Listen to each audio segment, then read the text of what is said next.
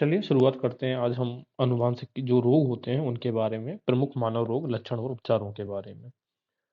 इससे पहले हमने कुछ रोग देखे थे जेनेटिक्स पिछले वीडियोस में। शुरुआत करते हैं मानव रोग। सबसे पहला है कॉन्जेनिटल डिसीज यानी कि जन्मजात रोग होता है।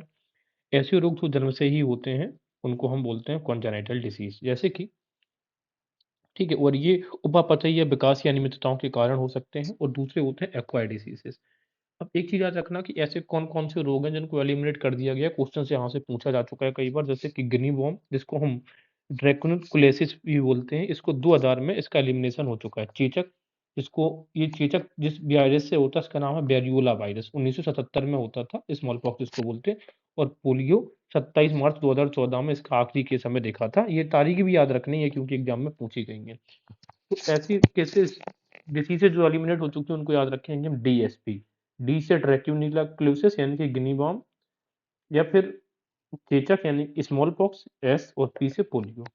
इसके अलावा हम जरा देखते हैं जन्मजात रोग में एक होता है कॉन्जेनिटल डिसीज में किस किस प्रकार के रोग होते हैं। एक होता है हेयर लिप, ठीक है, हेयर लिप, ओठ का कटना, इसको हम बोलते हैं हेयर लिप, ओठ के कटने को।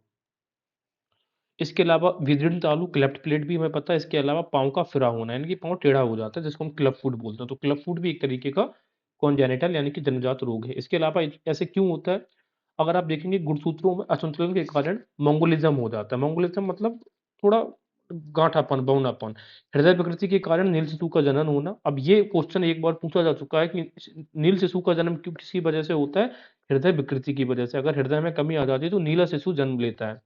तंत्रिका की असमानता के कारण स्थानिक आधारंगता। अब देखो, अगर आपका नर्वस सिस्टम में कुछ असमानता हो जाती है, एनालॉगी नहीं हो पाती है, तो वहाँ पे आधारंगता का मतलब है, अधरांगिता का मतलब है अंग में कमी हो जाना। इस प्रकार के जन्मजात रोग हैं। Hare lip, cleft palate, club foot, ये शिशु नील शिशु का जन्म, इस प्रकार के मंगोलिज्म, ये सब किस प्रकार के रोग हैं, कॉन्जेनिटल डिसीज। इससे पहले हमने इनके बारे में चर्चा करी है कॉन्जेनिटल डिसीज की। जब सबसे पहले डिसीज देखते हैं बैक्टीरिया से होने वाला जो आपके रोग हैं। तो सबसे पहला जो रोग है वो टाइफाइड यानी कि तपेदिक, जिसको हम हड्डी का बुखार बोलते हैं, हड्डी तोड़ बुखार बोलते हैं। अब देखिए जनरली ये तो फीवर होते हैं, जैसे कि हम कह रहे हैं टाइफाइड बोल दें या फिर हम बोल दें मलेरिया बोल दें। इस प्रकार के फीवर में एक इंपॉर्टेंट चीज हमें देखने को मिलती है कि रोगी की जो प्लीहा होती है, स्प्लीन होती है, और जो आंत्रयोजनी ग्रंथियां होती हैं बढ़ जाती हैं। ऐसा क्यों होता है, क्योंकि हमें ये पता है ये हमारी जो टाइफाइड होता है ये हमारी प्लेटलेट्स को इम्पैक्ट करता है, और प्लेटलेट्स का सीधा सा संबंध आरबीसी से भी होता है। तो आरबीसी की कमी आती है, इस वजह से स्प्लीन की संख्या, स्प्लीन का आकार बढ़ जाता है। क्वेश्चन पूछा जा चुका था कि निम्न में से किस रोग में स्प्लीन बढ़ जाती है, इसका आकार बढ़ जाता है। तो याद रखिए कि जैसे जो टाइफाइड के रोग हैं या फिर रोग है मलेरिया टाइप का, इसमें ये बढ़ जाता है। आंत्रयोजनी ग्रंथियां भी बढ़ जाती हैं, ठीक है। इसके अलावा इसका जो औषधि काम आती है, वो जो टैबलेट्स है वो है क्लोरोमाइसिटिन, एंटीबायोटिक्स होता है, इसमें ज़रा दिया जाता है, ठीक है। और मार्केट में कई जगह नाम से बिकता है, जैसे कि ऑफ्लैक्सासिन जिसको बोलते हैं, ओमसेप के नाम से भी एक आता है ब्रांड से ये। ट्यूबरकुलोसिस की बात करें जिसको हम बोलते हैं टीबी, ये होता है माइकोबैक्टीरियम ट्यूबरकुलोसिस से। और ये हमें सबको पता है इसके इसके लक्षण क्या होते हैं। तो टीबी कैसे, बैक्टीरिया से स्ट्रेप्टोमाइसिन का इंजेक्शन लगाया जाता है। इसके अलावा पैरा अमीनो सैलिसिलिक एसिड, याद रखना ये salicylic acid generally bacteria TB के लिए दिया जाता है। और एक दूसरा जो है वो जो है आइसोसिनियाजाइड, मुंह से ली जाती है, ठीक है। ये कहाँ से, मुंह से लेने वाले हैं। इसके अलावा जो बैसिलस क्लैमिड ग्यूरिन है, एक तरीके से एंटी टीबी का ये टीका है।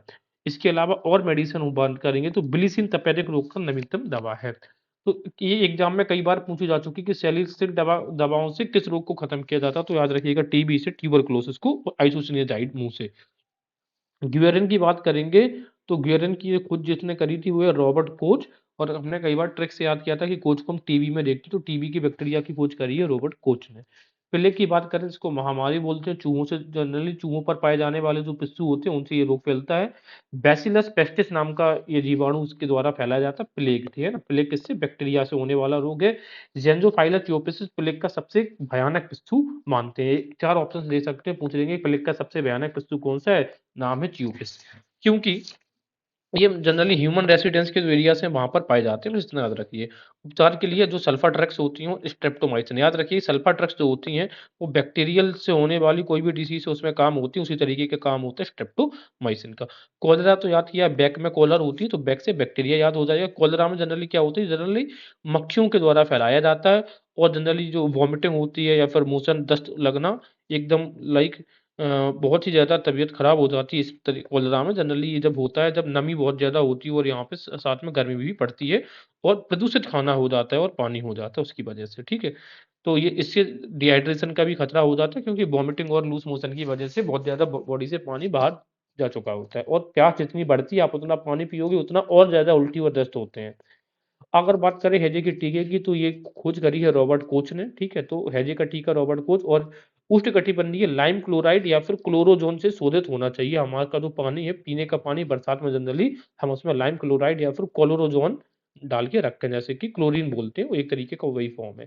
डिप्थीरिया, तो डिप्थीरिया गले की बीमारी है, इसमें श्वास अवरोध पैदा होता है। डिप्थीरिया का दूसरा नाम रोहिणी है और जनरली अधिकांशतः संक्रामक दूध से के माध्यम से फैलता है। ये क्वेश्चन पूछा जा चुका है एक बार कि कौन सी बीमारी संक्रामक दूध से फैलती है। जैसे संक्रामक पानी से फैलने वाला कोलेरा है, उसी तरीके से संक्रामक दूध से फैलने वाली चीज क्या है? डिप्थीरिया। तो या तो ऐसे रखना कि संक्रामक, जैसे दूध में कोई चीज डिप हो गई है, ठीक है, कोई चीज आपने डिप करके खाते हैं ना दूध में, तो डिप्थीरिया संक्रामक दूध से होने वाली।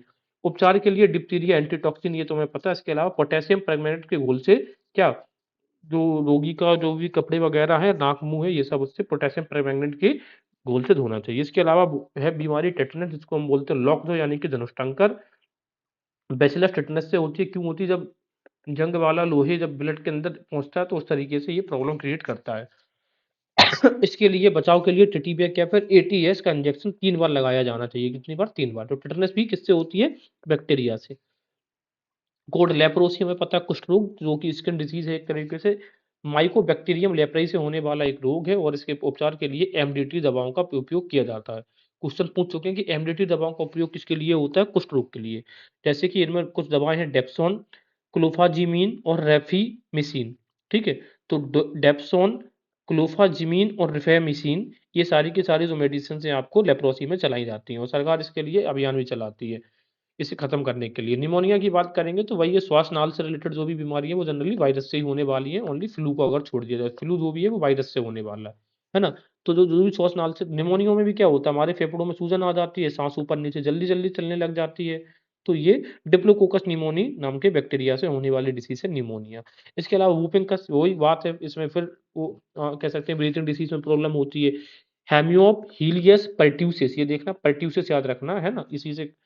तो वूपिंग कफ के लिए पर्ट्यूसिस। इसके अलावा सिफिलिस, सिफिलिस भी किससे होने वाली बीमारी है? बैक्टीरिया से होने वाली बीमारी है, और ये ट्रेपोनीमा पैलिडियम नाम का जो बैक्टीरिया उसकी इस बात में होता है, और इसका जो संक्रमण है ये मैथुन या संभोग करने के साथ में होता है, सेक्सुअल एक्टिविटीज के साथ में। अगर आप जिस पेशेंट को सिफिलिस है आपने उसके साथ सेक्सुअल इंटरकोर्स किया तो you will also infected with this kind the syphilis.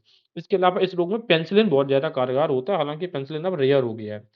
Gonorrhoea की बात भी करेंगे तो जो आपके गुप्तांग मूत्र में छोटे-छोटे दाने हो जाना, इस प्रकार की डिसीज़ होती है गोनोरिया। इसमें क्या होता है, जो मूत्र जनन पथ की म्यूकस का संक्रमण हो जाता है। म्यूकस का मतलब होता है जो आपकी बॉडी में खकार वगैरह होती है, वो जाम हो जाती है, जिससे कि आप बहुत नहीं, मतलब लाइक टॉयलेट आप नहीं जा होती, लाइक टॉयलेट जनरेट होती है लेकिन आप उसको बाहर एक्सक्रीट नहीं कर पाते हैं। तो जब टॉयलेट जम जाती है तो इसकी वजह से बॉडी में यूरिया का ज़्यादातर जमाव हो जाता है, तो इस वजह से बॉडी में जोड़ों में दर्द होने लगता है, और स्त्रियाँ इसकी वजह से अगर लॉन्ग टर्म तक बीमारी रहती है तो स्त्रियाँ इससे बांझ हो सकती हैं। तो स्टेटमेंट एक यही बना के दे दे कि गोनोरिया से स्त्रियाँ बांझ हो जाती हैं, तो आंसर इज यस होती हैं। इसके लिए एंटीबायोटिक जो औषधियाँ होती हैं इनका प्रयोग करना चाहिए। अच्छा, एक चीज़ मैं बता दे रहा हूँ, एंटीबायोटिक जो भी दवाई होती है इनका प्रयोग जनरली जो है वो बैक्टीरिया को इस्तेमाल करने के लिए किया, बैक्टीरिया को खत्म करने के लिए। एंटीबायोटिक का बहुत ही कम इस्तेमाल होता है जब वायरस या फिर फ्लू को इस्तेमाल किया जाता है, ठीक है? होता है, ऐसा नहीं कि नहीं होता है, बट ज़्यादातर एंटीबायोटिक्स का इस्तेमाल होता है बैक्टीरियाज के लिए। तो गोनोरिया से हमने देखा जोड़ों में दर्द होना, स्त्रियों का बांझ होना। इसके अलावा बात करते हैं वायरल डिसीज। वायरल डिसीज में सबसे पहले हम बात करेंगे एड्स, एक्वायर्ड इम्यूनोडिफिशियेंसी सिंड्रोम। ये हम सबको पता है, जनरली इंडिया में एचआईवी का जो सी टाइप है ये बहुत ज्यादा प्रिवेलेंट है। इसके अलावा वायरस एड्स के लिए जो टेस्ट होता है उसको हम बोलते हैं एलिसा टेस्ट। एड्स का जो वायरस है उसको बोलते हैं HTLV थर्ड। कौन सा क्रम है? जैसे थर्ड, जैसे कि HIV सी प्रिवेलेंट है, उसी से याद रख सकते हैं, सी से थर्ड। HTLV जिसका फुल फॉर्म है ह्यूमन टेल ल्यूकीमिया वायरस, ठीक है ना? इसको डिस्कवर किया गया है रॉबर्ट गैलो के द्वारा। तो याद रखना HTLV गैलो, LL इसमें आ रहा है, HTLV इसमें आ रहा। आगे देखते हैं, इसके उपचार के लिए सुरामीन, साइक्लोस्पोरिन, रिबावाइरिन और अल्फा इंटरफेरोन, ये दवाई याद रखना। अल्फा इंटरफेरोन जनरली इस्तेमाल किसके लिए होती है? एड्स के लिए होती है। और जो सैलिसिलिक वाली जो साइनोजॉइड्स वाली मेडिसिन होती है वो बैक्टीरिया के लिए इस्तेमाल होती है। इसी के अलावा और मेडिसिन में ज़्यादा देखेंगे, जैसे एजिडोथाइमाइडिन, ठीक है? एजिडोथाइमाइडिन ऐसी इसका दूसरा नाम है जीडोबुडिन। तो ये डो वाला है ना, डो से याद रखना, ये डोडो वाला है वायरस में, एचआईवी वायरस में काम आता है। इसके अलावा स्मॉल पॉक्स, तो स्मॉल बायर, वायर से वायरस से याद हो जाएगा। उसी के तरीके से इन्फ्लुएंजा, ये तो नॉर्मल जो खांसी जुकाम होता है, फ्लू उसको बोलते हैं, वायरस से होने वाला है। टेरामाइसिन और टेट्रासाइक्लिन नाम के जो कैप्सूल्स आते हैं, फिर टेबलेट्स आते हैं, ये काम करती हैं। पोलियोमेलिटिस, ये पोलियो का वायरस होता है। ये इनका जनरली जो प्रभाव होता है वो केंद्रीय नाड़ी संस्थान पर होता है, वो पूरे इसको, जो आपका तंत्र का तंत्र है, इसको पूरा क्या कर देता है, खत्म कर देता है। एक जो विषाणु है उसका नाम है फिल्टरेबल वायरस होता है। इसमें कैसा होता है, फिल्टरेबल वायरस। इसके अलावा उपचार की बात करेंगे पोलियो के उपचार की, तो साल्क ने वैक्सीन खोजी थी। पोलियो की वैक्सीन खोजने वाले वैज्ञानिक का नाम है साल्क, ठीक है। और इंजेक्शन के द्वारा इसको दी जाती है। लेकिन अगर बात करें पोलियो ड्रॉप, यानी कि मुंह से ली जाने वाली वैक्सीन जिसको बोलते हैं, उसकी खोज करी है एल्बर्ट सेबिन ने। तो जैसे बीन कहाँ से बजाते हैं, मुंह से, तो मुंह से लेने वाली दवाई पोलियो ड्रॉप सेबिन ने, और साल्क इंजेक्शन के द्वारा दी जाने वाली दवाई है। इसके अलावा एज टू की बात करेंगे अगर हम, ACE2, तो ये ट्रीट किया जाता है इससे वायरस डिसीज मेथड के, जो भी वायरस डिसीजेस होती है एज टू से ट्रीट की जाती है। बात करेंगे हम डेंगू फीवर या फिर ब्रेक बोन फीवर, ये जिसको हड्डी तोड़ बुखार बोलते हैं, इसी को डेंगू फीवर बोलते हैं। ये किन किन से फैलाया जाता है, जनरली मच्छरों से फैलाया जाने वाला है। एडिस एजिप्टी, एडिस एल्बोपेक्टिस और क्यूलेक्स फटीगन्स, ठीक है। तो उनके नाम याद रखिएगा, एडिस एजिप्टी, एडिस इल्बोपेक्टिस और क्यूलेक्स फटीगन्सस, ये मच्छर हैं। अच्छा, अब इनमें जो ईडिस ईडिस नाम के हैं, इनको आप टाइगर मॉस्किटो भी जानते हैं। तो जिन जिनमें ईडिस आता है, ये टाइगर मॉस्किटो है। अब टाइगर मॉस्किटो सिर्फ ये डेंगू का रोग नहीं फैलाते, डेंगू की समकक्ष मिलने वाले जो अन्य भी प्रकार की बीमारियां पर जो बुखार है, वो टाइगर मच्छर से होते हैं। जैसे कि येलो फीवर, पीच ज्वर, डेंगू फीवर तो हो ही रहा, चिकनगुनिया भी होता है। लेकिन एंसेफ्लाइटिस होता है, ये आप देखेंगे टाइगर मॉस्किटो से एंसेफ्लाइटिस नहीं होता। इस बात को अच्छे से याद रखना कि एंसेफ्लाइटिस टाइगर मॉस्किटो यानी कि एडिस वालों से नहीं होता है। ये जनरली किससे होता है, एंसेफ्लाइटिस का कारक है क्यूलेक्स ट्राइटीनियो या फिर क्यूलेक्स हाइंचिस, ठीक है। तो एंसेफ्लाइटिस का कारण जो है वो क्यूलेक्स नाम के मच्छर से होता है, राइट। ये क्यूलेक्स फटीगेंसिस आपको दिख रहा है, या फिर क्यूलेक्स ट्राइटेनिया। अच्छा, दूसरी बात ये है कि उसी तरीके से एडिस इजिप्टी जीका वायरस को भी फैलाने का काम करता है। जीका वायरस की अब तक कोई मेडिसिन नहीं, इस वजह से हमने याद रखा नो वायरस। और लैंगिक संचरण, जीका वायरस का जो संचरण है यानी कि फैलना है, वो लैंगिक प्रक्रिया के द्वारा होता है। इस चीज को भी याद रखेंगे, क्वेश्चन पूछा जाता है कि इनमें से कौन कौन सी बीमारियां लैंगिक संचरण के माध्यम से होती हैं, तो उनमें से जीका वायरस है। और जीका नहीं है, जीका नहीं का मतलब है इसकी कोई वैक्सीन या मेडिसिन अभी तक नहीं है, तो याद रखिएगा। इसके अलावा याद कैसे रखेंगे कि डेंगू फीवर वायरस से होता है, डी से डेंगू डेंजरस वायरस, तो डेंजरस वायरस से याद रखा है। ब्रेक बोन, जो डेंगू फीवर होता है उसमें प्लेटलेट रिड्यूस हो जाते हैं, जैसे कि टाइफाइड है, डेंगू है, ये इन सब में प्लेटलेट्स हमारी क्या हो जाती हैं, रिड्यूस होती हैं। और जो जैसे कि मलेरिया टाइप की जो डिसीज है, इसमें स्प्लीन भी बढ़ जाती है हमारी, प्लीहा। हेपेटाइटिस या जिसको बोलते हैं जॉइंटिस, जनरली आप देखते हैं कि लीवर हमारा जो होता है वो लाइक टॉक्सिन्स रिमूवल का काम करता है ना। बिलिरुबिन नाम का एक पदार्थ बनाता है, बिलिरुबिन। बिलिरुबिन क्या होता है, बॉडी से जो भी आपका पीलापन होता है, जो बाइल पिगमेंट होता है, ये आपके ब्लड से अलग कर देता है। लेकिन जब आपका लीवर कमजोर पड़ जाता है, तो ये ब्लड से जो बाइल होता है अलग हो नहीं पाता, तो यही ब्लड में घूमने लगता है, तो इसी वजह से आपकी बॉडी पीली दिखेगी। इसी को बोलते हैं हेपेटाइटिस या फिर जॉइंटिस। भारत की अगर बात करें तो दुनिया में कई जो शीर्ष तीन देशों में से एक है भारत। हेपेटाइटिस की जो दो वेराइटीज है जनरली, बी और सी, इनमें से जो सी है, सी की तो लिए तो वैक्सीन है, लेकिन बी के लिए कोई वैक्सीन अभी तक नहीं बनाई है, ठीक है। तो जैसे याद रखना, जैसे सी इसमें आ रहा, सी इसमें आ रहा, तो दोनों सी वाले से मैच हो रहा, तो सी के लिए वैक्सीन है हेपेटाइटिस सी के लिए, जबकि हेपेटाइटिस बी के लिए आपको कोई वैक्सीन नहीं दिखती है। इसके अलावा हेपेटाइटिस बी के लिए कोई मेडिसिन भी नहीं है और कोई वैक्सीन नहीं है, और इंडिया में बहुत ज्यादा केस आपको वैक्सीन ये हेपेटाइटिस बी के देखने को मिलेंगे। बिलिरुबिन की मात्रा हम तब ये बोलेंगे कि व्यक्ति कब ठीक हो गया, जब उसके 100 मिलीलीटर ब्लड में 1.5 मिलीग्राम से कम बिलिरुबिन होना चाहिए। इससे अगर ज्यादा मात्रा होती है तो फिर आप उसको जॉइंटिस करार दे सकते हैं। इस प्रकार का डेटा एंड फिगर एग्जाम में पूछा गया है, तो 1.5 मिलीग्राम प्रति 100 मिलीमीटर। हाइड्रोफोबिया जिसको बोलते हैं, रेबीज कुत्ते के काटने से होने वाली बीमारी है। व्यक्ति के अंदर धीरे धीरे कुत्तों के गुण आने लग जाते हैं, है ना। पानी से इनमें डर पैदा हो जाता है, यही चीज याद रखनी है। और ये जनरली इंपेक्ट करता है, वो केंद्रीय तंत्र का तंत्र को इंपेक्ट कर देता है, कौन सा, हाइड्रोफोबिया। या जिसी को रेबीज बोलते हैं, रेबी रोजिस यानी कि एंटी रेबीज के टीके लगते हैं। घाव के शुद्ध कार्बोलिक या फिर नाइट्रिक एसिड से देना ही इसका उपचार है। मेनिंजाइटिस की बीमारी भी होती है, जैसे हम कहते हैं ना मेन वायर होता है लाइट का, तो मेनिंजाइटिस वायर ये मस्तिष्क को प्रभावित करने वाला है। इसके मस्तिष्क का जो शेप होता है वो कम ज्यादा हो जाता है, फूल हो जाता है। अच्छा, अगर कोई माँ गर्भवती है तो फिर बच्चे को भी ये हो सकता है। इसमें क्या है, इस रोग में रोगी को तेज बुखार आता है और बाद में बेहोशी भी होने लगती है, बस याद रखना। मस्तिष्क और मेरू रज्जु को ऊपर चढ़ी झिल्ली के नीचे रहने वाले द्रव सेरिब्रोस्पाइनल द्रव से संक्रमण हो जाता है, इसी वजह से मेनिंजाइटिस। तो मेनिंजाइटिस में प्रभावित होने वाला अंग है मस्तिष्क और मेरू रज्जु। इसके अलावा ट्रैकोमा, तो हम कहते हैं ना ट्रैक थ्रू वायर्स, हम वायर के थ्रू टैग करते हैं कोई भी टेक्नोलॉजी के माध्यम से। तो याद रखने का तरीका है, ये आंख में होने वाला रोग है, कॉर्निया की सांसर्गिक रोग है, इसे कॉर्निया में वृद्धि हो जाती है। याद रखना कि ट्रैकोमा में क्या कंडीशन होती है, कॉर्निया रोग में वृद्धि हो जाना ही ट्रैकोमा है। चिकन पॉक्स, जैसे स्मॉल बार देखा था, स्मॉल पॉक्स चिकन पॉक्स दोनों छोटी माता वायरस से होने वाले रोग हैं। इसके अलावा खसरा, जिसको बोलते हैं मीजल्स, बहुत ज्यादा बच्चों में होता है। ये कौन सा वायरस है, मोरबेली वायरस के माध्यम से होता है।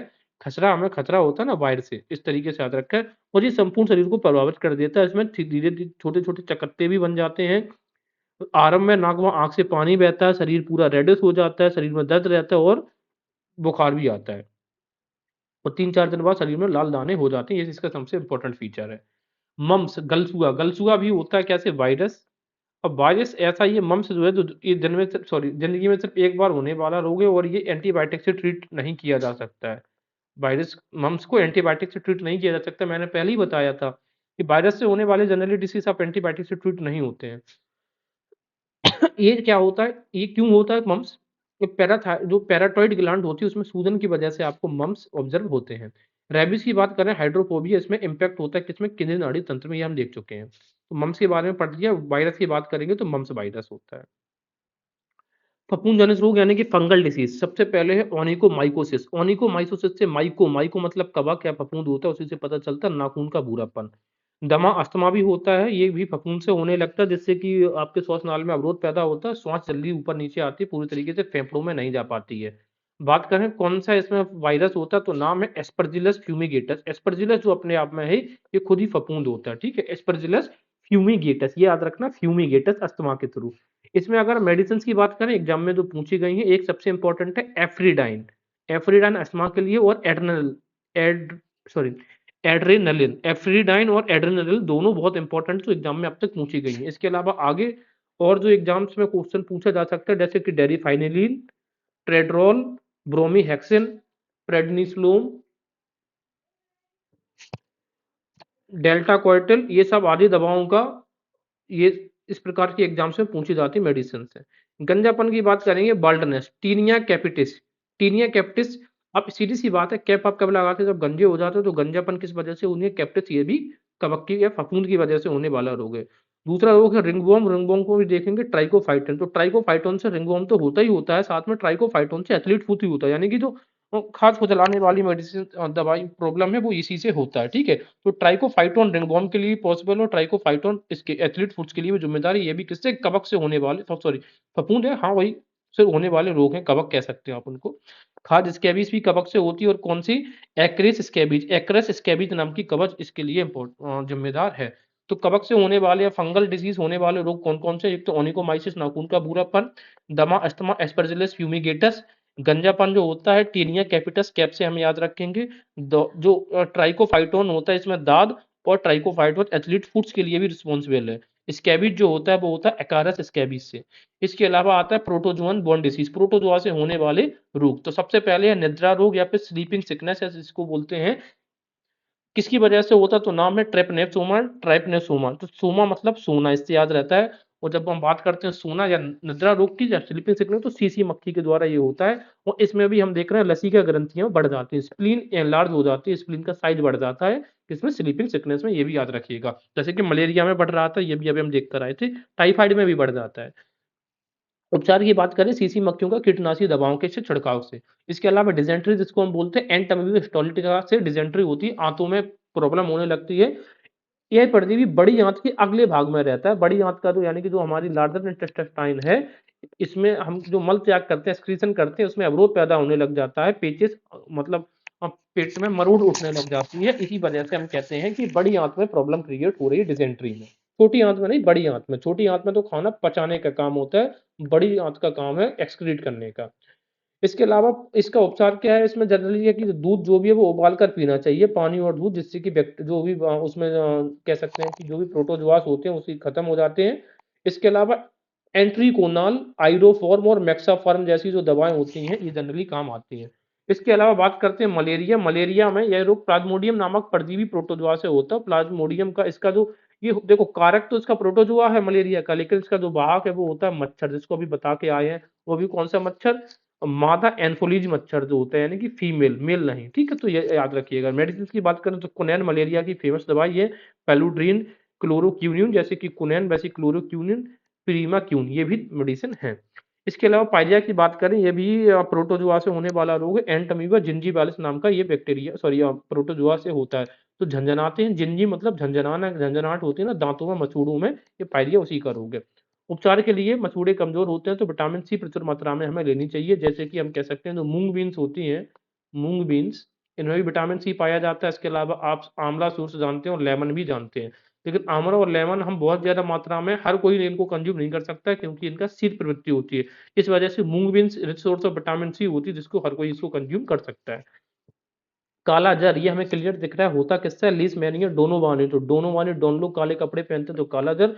इसकी जो वाहक है वो है बालू, बालू मक्खी, सैंड फ्लाई। तो काली मक्खी, ठीक है, काली बालू ऐसे याद रख सकते हैं।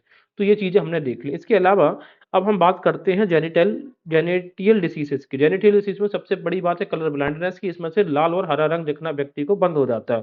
ये मुख्य रूप से सिर्फ इससे पुरुष प्रभावित होते हैं, लेकिन महिलाएं इसकी वाहक होती है। मतलब कि भी फैलेगा महिलाओं के द्वारा, लेकिन प्रभावित कौन होगा? पुरुष। तो महिलाओं को ये रोग नहीं होता है। इसी रोग को हम डेल्टोनिज्म भी कहते हैं, याद रखिए किसको? डेल्टोनिज्म या कलर ब्लाइंडनेस, एक ही बात है। इसके अलावा एक हम रोग देखेंगे जैसे कि फेनाइलकीटोन्यूरिया, ये इसमें लेकनेस हो जाती है किसकी? फेनाइलेनाइन हाइड्रोक्सिक एंजाइम की, इस वजह से। तो इसकी कमी के कारण क्या होता है? मानसिक जड़ता उत्पन्न हो जाती है। फिर मस्कुलर डिस्ट्रोफी, ठीक है, तो फेनाइलकेटोन्यूरिया की वजह से मानसिक जड़ता होती है। अगर मस्कुलर डिस्ट्रोफी की बात करें तो डिफिशियंसी हो जाती है हमारे एक्स क्रोमोसोम में, इसकी वजह से मस्कुलर डिस्ट्रोफी आती है। ठीक है, ये एबनॉर्मल जीन्स की वजह से होता है। तो मस्कुलर डिस्ट्रोफी का मेन कारण है deficiency in x chromosomes. Haemophilia की बात करें, जिसको कि हम रॉयल होमोफीलिया भी बोलते हैं, क्योंकि इसमें चोट लगने के कई देर तक के बाद भी खून बंद नहीं होता, क्योंकि इसमें फाइब्रोनोजन हमारे ब्लड में बनना बंद हो जाता है, और ये भी एक तरीके की जेनेटल डिसीज है। इसको लिंग सहलगन भी बोलते हैं। इसमें स्त्रियों इसमें भी स्त्रियां जो होती हैं वो वाहक का काम करती हैं। जैसे कि क्वीन नाम रखा गया है ना विक्टोरिया के नाम पे, तो वो वाहक थे। टर्नर सिंड्रोम की बात करें तो टर्नर तो याद किया जैसे पलट पलट सेनोरिटा, इस वजह से क्योंकि फीमेल को प्रभावित करने वाला है टर्नर सिंड्रोम। इसमें होता यह है कि जाइगोट से बनने वाली स्त्रियों में अनेक शारीरिक असमानताएं उत्पन्न हो जाती हैं, जैसे शरीर का अल्प विकसित होना, कद छोटा होना, बच जो होता है जो ब्रेस्ट एरिया चपटा हो जाता है, और जो उनका जो रिप्रोडक्टिव ऑर्गन्स होते हैं वो पूरी तरीके से विकसित नहीं हो पाते हैं। इसमें होता ये है, कोई भी लिंग गुणसूत्र नहीं होता तथा दोनों लिंग गुणसूत्र एक ही अंडे में चले जाते हैं। ये सबसे बड़ी। तो जब भी विभाजन होता है टर्नर सिंड्रोम, विभाजन में अनियमितता हो जाने से एक ऐसे अंडे का निर्माण होता है जिसमें कोई भी लिंग गुणसूत्र नहीं होता तथा दोनों लिंग गुणसूत्र XX एक ही अंडे में चले जाते हैं। तो इस वजह से हम बोलते हैं टर्नर सिंड्रोम हो गया। किसको? फीमेल्स प्रभावित होते हैं। तो टर्न सेनोरिटा से याद रखेंगे। आगे बात करते हैं क्लिनफेल्टर सिंड्रोम। तो क्लिनफेल्टर जो सिंड्रोम होता है, इसमें जैसे हमें ये क्या दिख रहा है, तो इसमें XXY यानी कि टोटल जो संख्या होती है जो क्रोमोसोम्स की, वो 47 हो जाते हैं, जबकि जोड़े होने चाहिए XX का या फिर XY का। लेकिन इनमें से जो 46 क्रोमोसोम्स होते हैं, यानी कि जो 23 जोड़ी होती है, उनमें से एक जोड़ी ऐसी होती है जिनमें XX के साथ Y हो जाता है। या तो हो जाए XY या फिर हो जाए XY, लेकिन यहाँ पे एबनॉर्मलिटीज देखने को मिलती है XXY। इसी वजह से टोटल संख्या कितनी हो गई? 47। इसमें क्या होता है कि पुरुषों में स्त्रियोचित लक्षण उत्पन्न हो जाते हैं। पूछा जा सकता है कि भाई किस बीमारी में स्त्रियों पुरुषों में स्त्रियों जैसे लक्षण होते हैं? तो याद रखना क्लेनफेल्टर सिंड्रोम। तो फेल्टर का मतलब कुछ ना कुछ फॉल्ट हो गई है पुरुषों में, यानी कि वो स्त्रियों जैसे लक्षण हो रहे हैं। इसके अलावा आता है डाउन सिंड्रोम या फिर सिंड्रोम मंगोलिज्म। तो हम क्या बोलते हैं, एक किसके लिए हम डाउन होते हैं, यानी कि नीचे होते हैं, एक किसके लिए? तो डाउन सिंड्रोम में जो 21वां पेयर होता है उसमें 3 क्रोमोसोम्स हो जाते हैं, इसकी वजह से ये डाउन सिंड्रोम हो जाता है। ठीक है, तो डाउन सिंड्रोम को मंगोलिज्म भी बोलते हैं। इसमें विकसित होने वाला जो वयस्क होता है वो मंदबुद्धि होता है, आंखें टेढ़ी होती है, जीभ मोटी होती है और अनियमित शारीरिक ढांचा हो जाता है। तो याद रखिएगा कि क्लिनफिल्टर सिंड्रोम पुरुषों में स्त्रियों जैसे लक्षण, और डाउन सिंड्रोम्स में इस प्रकार के लक्षण हमें देखने को मिलते हैं। पटाउ सिंड्रोम की बात करें, इसमें रोगी का ऊपर का होंठ बीच से कट जाता है, तालू में दरार हो जाता है। अदर डिसीजेस की बात करें जैसे कि बबल बेबी डिसीज, लो इम्यून सिस्टम होता है, जन्म से ही बच्चे की जो रोग प्रतिरोधक क्षमता बहुत कम होती है, जिसको बोलते हैं बबल बेबी। जबकि अगर हम बात करेंगे ब्लू बेबी की, तो वो आपको कहेंगे जेनिटल डिसीज है। फाइलेरिया की बात करें, फाइलेरिया बुचेरिया बैनक्रॉफ्टी नाम के जो गोल कृमि यानी कि गोल कृमि होता है, उसकी वजह से होता है। तो याद रखा, गोल कृमि तो फाइल गोल गोल घूमती है ना, तो बुचेरिया बैनक्रॉफ्टी या फाइलेरिया कैसे होते हैं? गोल कृमि की वजह से होता है।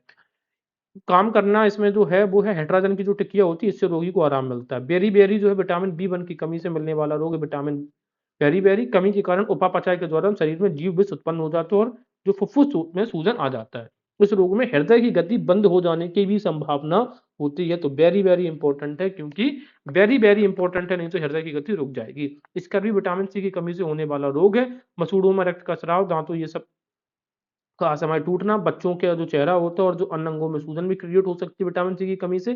पेशाब में रक्त या एल्ब्यूमिन का अंश आना, ये सब विटामिन सी स्कर्वी का लक्षण है। और अभी बताया था जैसे कि आंवला आप खा सकते हो, नींबू खा सकते हो, उसके अलावा जो मूंग बीन्स होती है उनका भी रिसोर्स ऑफ विटामिन सी है। एग्जाम में पूछा जा चुका है क्वेश्चन कि निम्न में से कौन सा resource of, sorry, moong beans में कौन सा विटामिन है?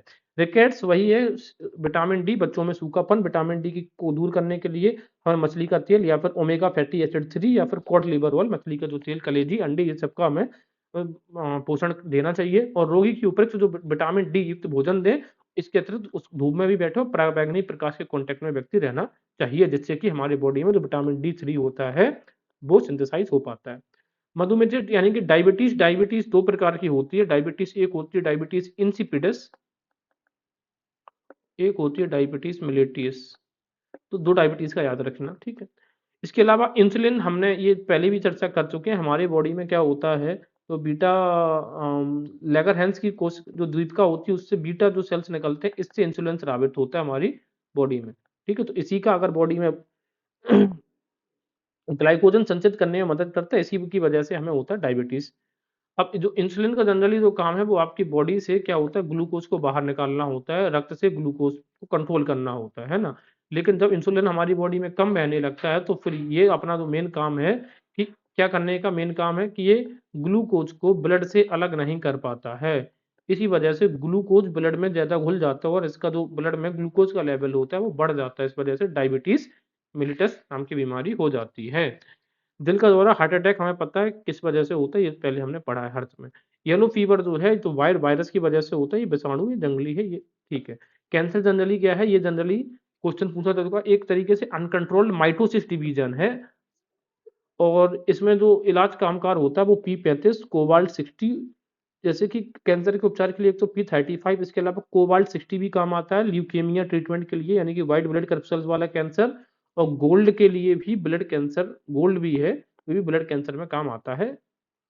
इसके अलावा एक बीमारी है एसिकेरिस लुम्ब्रिकॉइडिस, एस्केरिस लुम्ब्रिकॉइड्स, ये जनरली नीमाटोड की वजह से बीमारी होने वाली है। इसमें संक्रमण भोजन में ही संक्रमण कर देता है। नीमाटोड्स का मतलब है कुछ चीजों गांठें बढ़ जाना। टीनियसिस नाम की जो बीमारी है, टीनिया सोलियम से होती है। जनरली होता ये है कि सुअर की मांसपेशी में ये पहुंच जाती हैं। इसी को इस अवस्था में इसे ब्लैडर वॉर्म भी कहते हैं। तो ब्लैडर वॉर्म की वजह से टीनियसिस होते हैं। तो टीना से आती आता, फीता कृमि से होता है, टेप वॉर्म से होता है। तो टीनियसीलियम किससे, टेप वॉर्म से। और ये सुअर के टेप में, सुअर को टेप से बांधे हुए हमने कई बार देखा है, तो सुअर के मांस आंत में ये सब पनपती हैं। अर्थराइटिस, गठिया जोड़ हो जाता है। बात रोग क्यों हो जाता है, क्योंकि जोड़ों का दर्द समानता ये इसमें रोगों आपका सीधी सी बात ये है कि जो गठिया यानी कि बोन्स में पेन होना स्टार्ट हो जाता है। गाउट की बात करेंगे, जोड़ों के दर्द में अस्थि संधियों में साइट्रिक एम जो एसिड होता है और जो क्रिस्टल जम जाता है, साइट्रिक अम्ल से जमने वाला रोग है गाउट। ऑस्टियोआर्थराइटिस यानी कि हड्डी तोड़, सॉरी, गांठों में दर्द होना, जिसको कार्टिलेज की, जो हमारे बॉडी में जो कार्टिलेजेस होते हैं, बोन्स के जो जॉइंट्स होते हैं उनमें कार्टिलेजेस होते हैं, लचीलापन, कोलेजन, जब ये बहुत ज्यादा कैसे हो जाते हैं, ये घिस जाते हैं, तो ऑस्टियोआर्थराइटिस हो जाता है। ऑस्टियोआर्थराइटिस हड्डी वाला, और र्यूमाटॉइड आर्थराइटिस जिसको बोलते हैं हम गठिया जोड़। हाइपरटेंशन की बात करेंगे तो हाइपरटेंशन ज्यादातर ब्लड प्रेशर में इंक्रीजमेंट होने से हाइपरटेंशन होता है। अगर आपकी बॉडी में 150/90 mmHg ये आपका रीडिंग आ रही है तो फिर आपको हाइपरटेंशन है। न्यूरोसिस जो है ये तंत्र का तंत्र रिलेटेड बीमारी है। इसके अलावा अगली बीमारी देखेंगे एस्ट्रोस्क्लेरोसिस, यह रोग मुख्यतः धमनी की दीवारों में कोलेस्ट्रॉल के जमा होने से होता है। और अगर कोलेस्ट्रॉल यानी कि देखो नाम कैसे, कोलेस्ट्रॉल एस्ट्रिक्लोरोस, इस तरीके से, जिसके कारण हृदयघात की संभावना भी बढ़ जाती है। इसके अलावा है हेमप्लेजिया। हेमप्लेजिया मतलब ये पक्षाघात या लकवा जिसको बोलते हैं। आधे भाग को लकवा मारते हैं तो इसको बोलते हैं हेमप्लेजिया। जैसे हेमिस्फीयर होता है ना आधा, अगर अपर पार्ट पे मांगे तो पैरापेलेजिया, तो अपर पैरा इस तरीके से, और टेट्रापेलेजिया फिर क्वाड्रापेलेजिया, दोनों हाथ दोनों पैर में जब लकवा मारता है तो उस कंडीशन को टेट्रापेलाजिया या फिर क्वाड्रुपेलाजिया हम बोलते हैं। एलर्जी हमें पता है, शिजोफ्रीनिया हमें पता है, डुअल पर्सनालिटी रोग उसको बोलते हैं, एपिलिप्सी यानी कि मृग अपस्मार रोग कहते हैं, डिप्लोपिया या रोग आंख की मांसपेशियों के में जब पैरालिसिस हो जाता है उस कारण ये डिप्लोपिया होता है।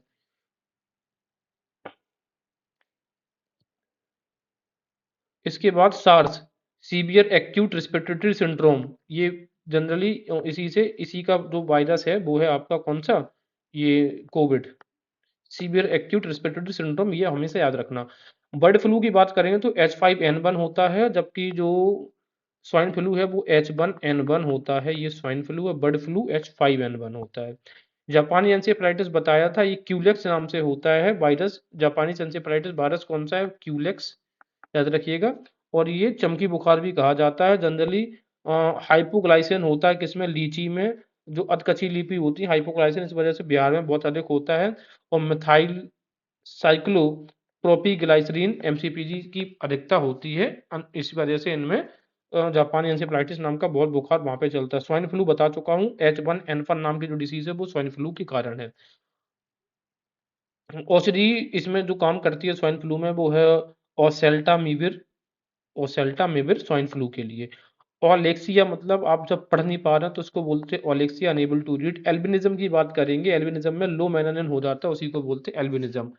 टायरोसिनेज एंजाइम की कमी के कारण एल्बिनिज्म मतलब देखते हैं ना जिसकी चमड़ी बहुत ज्यादा भूरी टाइप की हो जाती है, एकदम व्हाइटिश टाइप की, तो उसमें टायरोसिनेज एंजाइम की कमी हो जाती है, इस वजह से उसको। ये पैरापेलेजिया, टेट्रापेलेजिया, क्वाड्रुपेलेजिया हम देख चुके हैं। जरा यहाँ पे एक नजर डालते हैं। मीन माता रोग है मरकरी की वजह से, इटाई टाई कैडमियम की वजह से होने वाला रोग है। कॉपर की अधिकता से विल्सन रोग होता है, और आयरन की अधिकता से सिडरोसिस रोग होता है, और नाइट्रोजन की अधिकता से एजोटीमिया नाम का रोग होता है। तो कॉपरेशन नहीं करते हैं ना आजकल के सन, तो कॉपर, विल्सन, आयरन, सिडरोसिस। एक हमारा टॉपिक जो छूट गया है, जरा इसे और देख लेते हैं हम। ये रेबीज बता दिया था, हाइड्रोफोबिया, ये केंद्रीय तंत्र नाड़ी तंत्र को इम्पैक्ट करता है। कम्युनिकेबल डिसीज सबसे ज्यादा एनिमल में बात करेंगे तो foot and mouth disease. Communicable मतलब एक दूसरे से फैलने वाली। एंथ्राक्स मिट्टी में बैक्टीरिया की वजह से। ब्लैक क्वार्टर रोग होता है, काउ पॉक्स भी होता है। मैडलो इन मैड काउ जो रोग होता है, मुंह पका जो रोग है, वो प्राइवन्स की वजह से होता है। किनमें, काउ में, मैड काउ प्राइवन्स की वजह से। रेंडर पेस्ट वायरस होता है एक तरीके का। H5N1 बर्ड फ्लू है। बर्ड फ्लू जो है, जो ये पक्षियों से मानव को भी संक्रमित कर सकता है, और इसकी जो मेडिसिन है वो है टेनीफ्लू। ठीक है, इसके अलावा H1N1 ये स्वाइन फ्लू है, ये भी मानव को इन्फेक्ट कर सकता है। इबोला की बात करें तो ये प्राणघातक वायरस है, फीवर होता है इबोला वायरस, और ये एक नदी के नाम पर रखे माना है। एक इबोला नदी है, किस कहाँ पे, अफ्रीका में। इबोला से एक मिलता जुलता वायरस आपको देखने को मिलेगा, बेरियोला, जो कि चेचक के लिए रिस्पॉन्सिबल है। तो इबोला और बेरियोला में अंतर याद रखिएगा।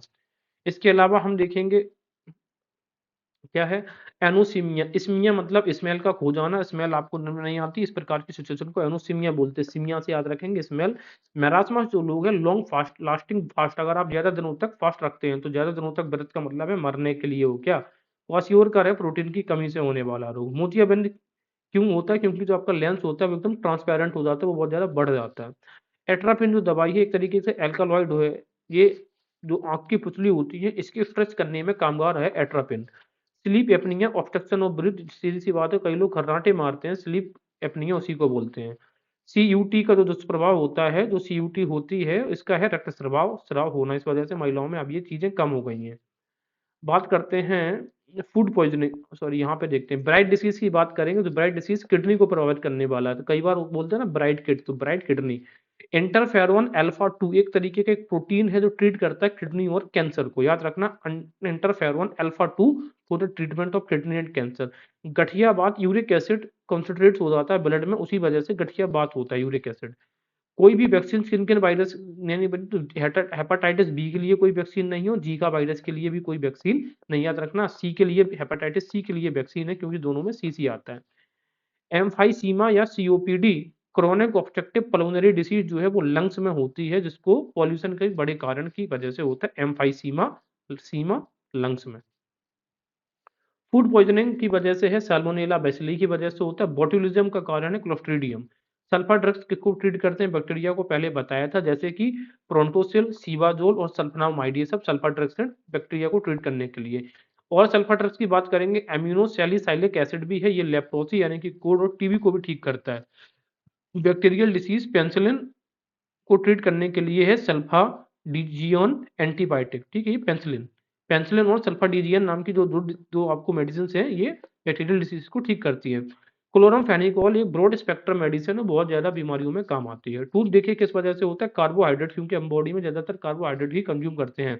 बैक्टीरियल डीके भी होता है, तो टूथ डीके बैक्टीरियल डीके की वजह से और कार्बोहाइड्रेट की वजह से। फ्लोरोसिस जो नाम की बीमारी है, छिछले हैंडपंप में पानी की वजह से फ्लोरोसिस हो जाता है, मसूड़ों का पीलापन, और जो नॉकनी सिंड्रोम होता है इसी को, ये जो नीक्स होती है वो टेढ़ी हो जाती है। एस्कारियासिस देख ही रहा है, फफूंद की वजह से। लो न्यूट्रिशन इन चिल्ड्रन में होता है ड्यू टू वॉमिट, इंटेस्टाइन में जब वॉम पहुंच जाते हैं तो उसी को एस्कारियासिस बोलते हैं, ठीक है, जिसको बोलते हैं ना कि ये कीड़े काटते हैं बच्चों में, तो इसके लिए दवाई है वो चीनोपोडियम का तेल, चीनो चुनना से याद रखेंगे, मीबेट मीबेडोंजोल या फिर एल्बेंडाजोल, ये सब पेट में कीड़े मारने की दवाई है। तो एस्कारियासिस याद रखिए बच्चों में होने वाले लो न्यूट्रिशन की वजह से। इसके अलावा हम देखेंगे ये मेटास्टेटिस का मतलब ये है कि कैंसर की इसको थर्ड स्टेज बोला जाता है, जब कैंसर आपके जिस एरिया में कैंसर बन रहा था उसके अलावा भी अदर ऑर्गन्स में फैल जाता है, वो स्टेट होती है मेटास्टेटिस। लिथोट्राइप्सी की बात करें, ये लेजर ट्रीटमेंट होता है किसके लिए? स्टोन्स जहां पर होती है ना, पथरी हो जाती है किडनी और गॉल ब्लैडर में, उसके लिए जो ट्रीटमेंट होता है उसको बोलते हैं लिथोट्राइप्सी। इसके अलावा हाँ, मलेरिया कंट्रोल के लिए इस्तेमाल होता है डीडीटी, ट्राइथीरियम, नेफ्ता और कपूर। क्वानिन का भी इस्तेमाल होता है और डेराप्रिम का भी इस्तेमाल होता है। मॉस्किटो रिपेलेंट होते हैं, उनमें पेरिथ्रियम भरा रहता है। क्या भरा रहता है? पेरिथ्रियम। और पायरिथ्रॉइड भी मलेरिया कंट्रोल में काम आता है। तो याद रखना, ये इतनी सारी जो चीजें हैं वो मलेरिया कंट्रोल में काम आती है। ये कई बार क्वेश्चन पूछते हैं कि मॉस्किटो रिपेलेंट में क्या फिल होता है। इसके अलावा है ग्लाइकोसिलेटेड हीमोग्लोबिन, ये मेजर करता है कंट्रोल डिवीज करने के लिए। ग्लाइकोलिसिस मतलब डायबिटीज ही याद रहेगा। ब्लूमियम, अत्यधिक खाने की बीमारी को हम ब्लूमिया बोलते हैं, बुलीमिया। एल्यूमिन का बढ़ना मतलब कि थ्रेट टू किडनी फेलियर, अगर आपके बॉडी में एल्यूमिन बढ़ रहा है तो किडनी फेलियर का डर हो जाता है। और ये किस वजह से होता है? लॉन्ग फास्टिंग, ज्यादातर आप अगर फास्ट करते हैं तो किडनी फेलियर का दिक्कत होता है और ये किडनी पे इम्पैक्ट पड़ता है। पूछते हैं कि अगर ज्यादा दिनों तक आप फास्ट रखते हैं तो बॉडी को कौन सा पार्ट इम्पैक्ट होगा, तो आंसर याद रखना, किडनी। तो किड को बहुत दिनों तक फास्ट नहीं रखना चाहिए। आर्सेनिक 74, ये डायग्नोस किया जाता है ट्यूमर। कोबाल्ट 60 से कैंसर होता है, सी से कोबाल्ट, सी से कैंसर, साइकोबालामिन होता है इसमें इसी वजह से, ल्यूकीमिया के लिए। आयोडीन 131 से एक्टिवनेस ऑफ थायराइड जांची जाती है। सोडियम 24 से ब्लड व्यतिक्रम, सोडियम मतलब कि नमक, और नमक का संबंध है ब्लड सर्कुलेशन और ब्लड प्रेशर से। गोल्ड 198 से कैंसर ट्रीटमेंट होता है। रेडियो सोडियम से स्पीड ऑफ ब्लड सर्कुलेशन की स्पीड जांची जाती है। किससे? तो रेडियो की जितनी स्पीड होती है तो speed of blood circulation. Phosphorus 32 जो प्याज में होता है, कैंसर ट्रीटमेंट के लिए बहुत काम आता है, ल्यूकीमिया कैंसर। इंफ्रारेड से मसल पेन को ट्रीट किया जाता है। और आयोनाइज जो इंफ्रारेड होता है, एक कॉज एंड ट्रीट कैंसर, ठीक है ना, ये कैंसर का पता लगाने के लिए इस्तेमाल होता है आयोनाइज इंफ्रारेड। तो इंफ्रारेड से मसल पेन भी होता है सही, और इंफ्रारेड से कैंसर भी ट्रीट होता है। तो आयोनाइजेशन जो होता है इससे भी मतलब रेडियो एक्टिविटी पदार्थ है तो कैंसर का ट्रीट हो सकता है। तो ये ब्लड व्यतिक्रम, जो ब्लड प्रेशर है ये, और ये ब्लड सर्कुलेशन, ये दोनों अलग अलग। सर्कुलेशन होता है रेडियो सोडियम से, जबकि ये होता है सोडियम 24 से। अच्छा, बी एमलॉइड प्रिकसर, ये जो हमारे पास अल्जाइमर डिसीज होती है, जिसमें याददाश्त चली जाती है, उसके लिए जिम्मेदार है बी एमलॉइड प्रिकसर। सेरेब्रल पाल्सी की बात करें, जनरल में बच्चों में होने वाला डिजीज है। और Nobel Prize for Parkinson disease मिला है आर्विड कार्लसन को। किसको? पार्किंसन डिसीज के लिए किसे मिला है? आर्विड कार्लसन। पार्किंसन डिसीज का मतलब है याददाश्त चली जाना। अल्जाइमर और पार्किंसन डिसीज दो ऐसी डिसीज हैं जिनमें आपकी याददाश्त धीरे धीरे करके खत्म हो जाती है। एंटी हिस्टामाइन, अब जब हम खुजलाते हैं तो हमें रिलीफ मिलती है, वो किस वजह से होता है? हमारे ब्रेन में एंटी हिस्टामाइन क्या होता है, मतलब रिलीज हो जाता है। तो ये सारी थी डिसीज से रिलेटेड वीडियो। धन्यवाद।